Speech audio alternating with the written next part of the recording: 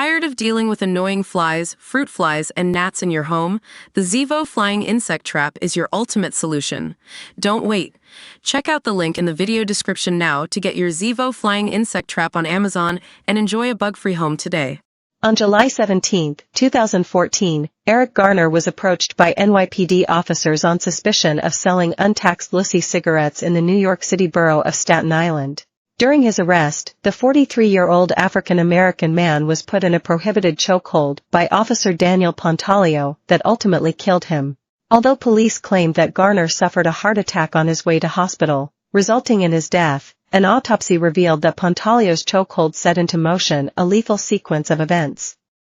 The medical examiner ruled that Garner's death was caused by the maneuver, which led to hemorrhaging in his neck and set off an asthma attack that in turn led him to go into cardiac arrest. Video footage taken by passerby Ramsey Orta of his killing was widely shared online, with Garner audibly uttering the words, "I can't breathe" 11 times before he fell unconscious.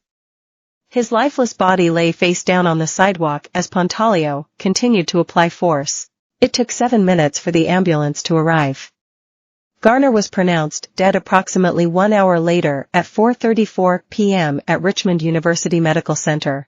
Garner's mother and former train operator, Gwen Carr, became an activist, public speaker, and author after the killing of her son.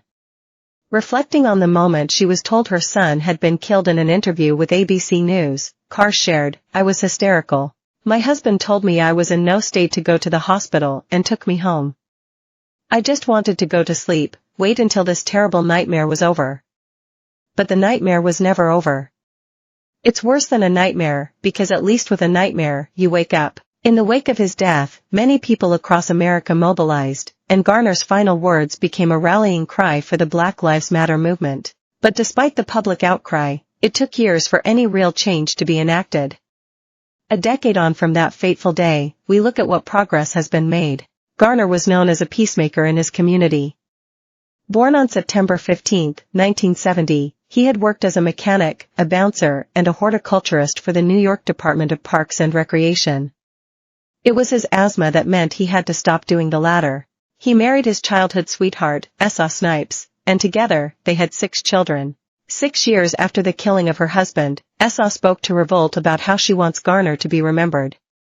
She said, "He was a good person and anything that he did to make sure that his kids had, to make sure that they had everything that they needed and wanted." Tragically, Garner's daughter Erica, who became an activist in the wake of her father's death, died of a heart attack aged 27 in December 2017. An out-of-court settlement was reached on July 13, 2015, and it was decided the city of New York would pay Garner's family $5.9 million. It was only in 2019, 5 years later, that Pontalio was fired for using the prohibited chokehold. On July 21, 2018, a day before the 5-year statute of limitations expired, the Justice Department announced that federal charges would not be filed against Pontalio. Of the decision to dismiss the officer, James O'Neill, who was the New York Police Commissioner at the time, said, "I know that many will disagree with this decision, and that is their right. There are absolutely no victors here today, not the Garner family, not the community at large, and certainly not the courageous men and women of this police department, who put their own lives on the line every single day in service to the people of this great city. Today is a day of reckoning, but can also be a day of reconciliation. We must move forward together as one city, determined to secure safety for all New Yorkers, and safety for every police officer working daily to protect all of us." The delayed response was widely criticized by both the public and Garner's family, who had long petitioned for Pontalio and other officers involved in the arrest to be punished. "We're not finished. We have other officers that we have to go after," Carr said at a rally outside the NYPD headquarters in Manhattan. "You have heard the names. We know the wrongdoing that they have done. Show the pictures, say the names.